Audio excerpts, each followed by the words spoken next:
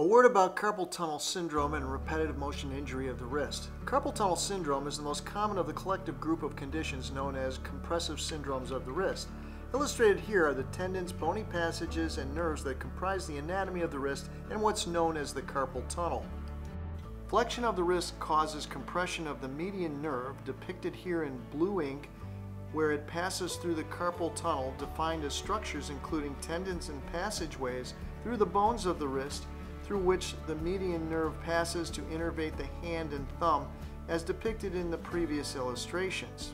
When you flex your wrist, that causes compression of the median nerve, which when occurring repeatedly over time, such as in an occupational setting, in conjunction with certain risk factors that include but are not limited to female gender, diabetes, obesity, arthritic changes of the wrist or wrist fractures in the past, or congenital defects of the wrist anatomy, any of these, either individually or in combination, when aggravated by repetitive motion-related injury, can result in development of compressive syndromes of the wrist, most common of which is, of course, carpal tunnel syndrome.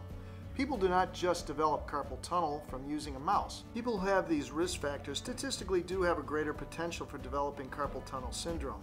However, people who have no noted risk factors whatsoever can still develop carpal tunnel syndrome. Still most often in conjunction with some aggravating repetitive motion of the wrist. In order to limit the potential for developing compressive syndromes of the wrist, the objective is to limit flexion of the wrist by maintaining a planar position of the wrist.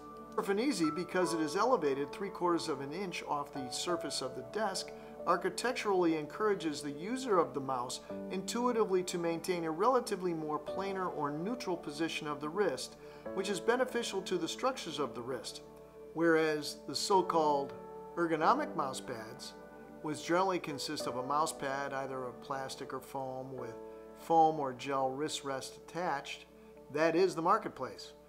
What happens when you have the wrist rest, as you can see here, it elevates the forearm, resulting in flexion of the wrist, which you can plainly see. Planar, flexion, planar, flexion.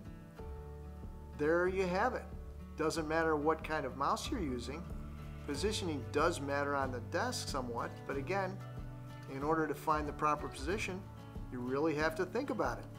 Users of Surfin-EZ find that they tend to use their mouse in an anatomically less taxing manner, perhaps due to the smaller surface.